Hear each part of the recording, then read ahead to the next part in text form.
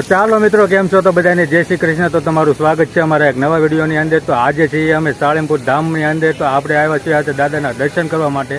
તો વિડીયોમાં ઠેઠ સુધી બન્યા રહીજો. તો વિડીયો જોવાને પસંદ આવે તો વિડીયોને એક લાઇક, શેર અને ચેનલ ઉપર નવા હોય તો ચેનલને એક સબસ્ક્રાઇબ કરીને બેલ આઇકનને ઓલ દબાવી દીજો, જેથી કરીને તમને આવા અમારા અવારનવા વિડીયો જોવા મળતા રહે. તો ચાલો આપણે જઈએ અંદર દાદાના દર્શન કરવા માટે.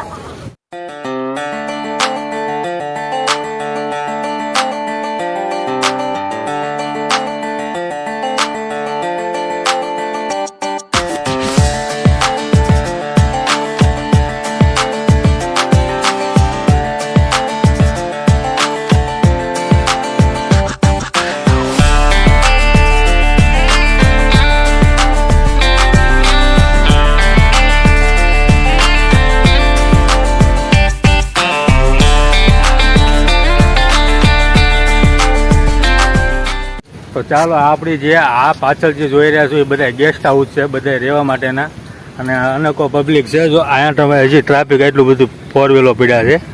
તો ચાલો હજી આપણે અંદર જઈને મળીએ.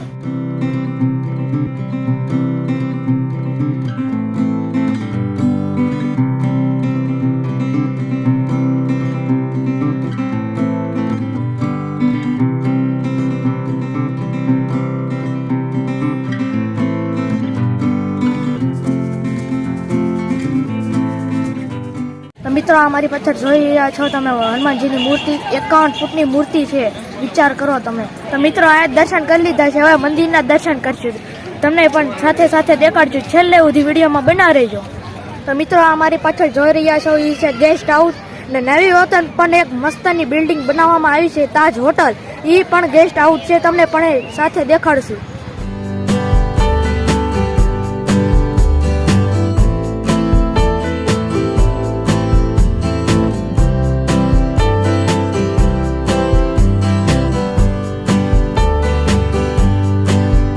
તો ચાલો મિત્રો, આપણે જઈ રહ્યા છીએ મંદિર તરફ દર્શન કરવા માટે. જો મંદિર ખુલ્લું હશે તો આપણે દર્શન કરાવી શકશું. તો ચાલો, બને ત્યાં સુધી તમને દર્શન કરાવવાની કોશિશ કરી.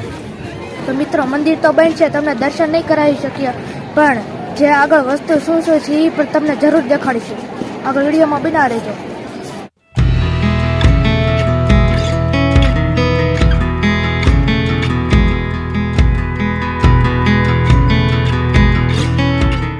મિત્રો, અમે જઈએ છીએ પ્રસાદી લેવા. સમય થઈ ગયો છે પ્રસાદી લેવાનો. અમે જઈએ છીએ અંદર પ્રસાદી લેવા. અમે અંદર શું શું છે પણ તમને પણ જરૂર દેખાડીશું, અને વિડીયોમાં કન્ટિન્યુ બનાવી રહેજો. અત્યારે આપણે જઈ રહ્યા છીએ કષ્ટભંજન ભોજનાલય જે આવેલું છે. આ છે કષ્ટભંજન ભોજનાલય છે. અહીંયા અંદર પ્રસાદી જે લેવાની છે આપણે. તો આપણે જઈએ છીએ અત્યારે પ્રસાદી લેવા માટે. તો ચાલો, વિડીયોની અંદર ઠેર સુધી બન્યા રહીજો.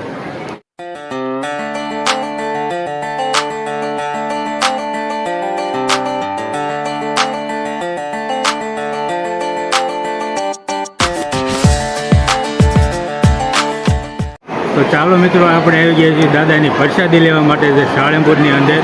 તો પ્રસાદીની અંદર શું શું છે તમને બતાવું.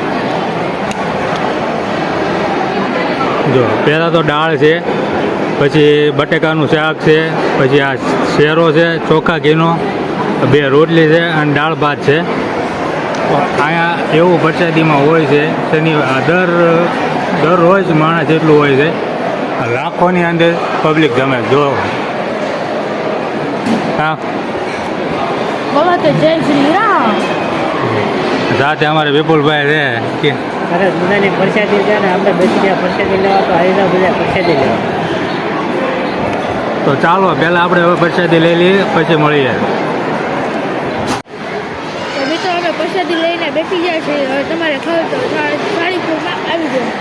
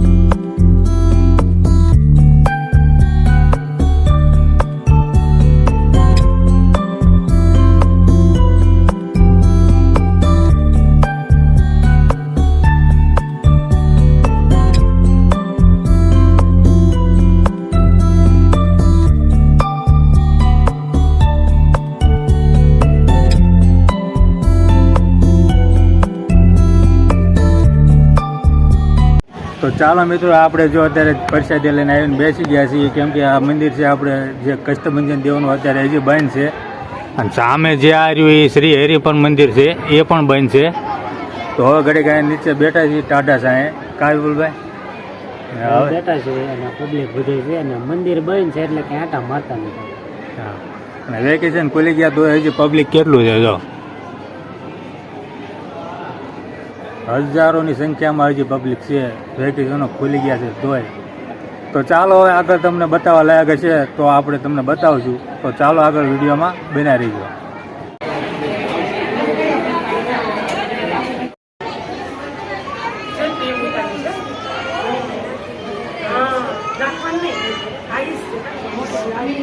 તો મિત્રો હનુમાન દાદાની મૂર્તિ એવી છે કે હાથમાં શ્રીફળ નાખો તે અંદરની અંદર વધારાઈ જાય છે, એટલે આપણે ખોટું વધારવું પડે નહીં.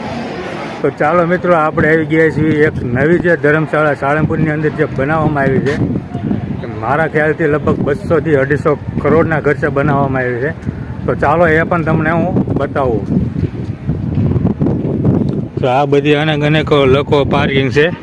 અને આ છે આપણે જે અત્યારે પ્રસાદી લેવા ગયા હતા એ ઓળું ભોજનાલય છે. અને આ જે બિલ્ડિંગ જે દેખાય એ બધા ગેસ્ટ હાઉસ છે.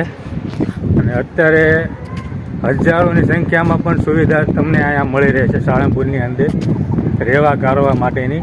તો એવું સરસ મજાનું અહીંયા બનાવી નાખેલું છે. એ પાછળ જે તમે જોઈ રહ્યા છો એ બધી આપણે ધર્મશાળા છે સાળંગપુરની અંદર જે આવેલું. હજારો રૂમો અંદર છે.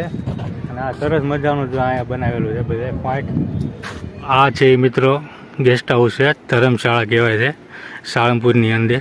આ જે મારી પાછળ જે જોઈ રહ્યા છો એ ગેટ નંબર 2 છે. જે તમે ધંધુકા સાઈડ, બરવાળા સાઈડ, અમદાવાદ સાઈડથી આવો તો આ બાજુથી નહીં હવે આ ગેટ છે.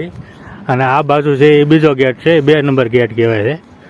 તો ચાલો, આ હતી આપણે અહીંની ધર્મશાળા જે આ છે નવી બનાવવામાં આવી છે. તો મિત્રો, અમે પ્રસાદી લઈને બહાર આવી ગયા છીએ. જો આ વિડીયો આપણે પૂરો કરશું. જો તમને વિડીયો પસંદ આવ્યો તો લાઈક કરો, શેર કરો. અમારી ચેનલમાં ન તમે ચેનલ સબસ્ક્રાઈબ કરી દેજો. મળશે નવા બ્લોગમાં. જય ભારત ને જય શ્રી રામ.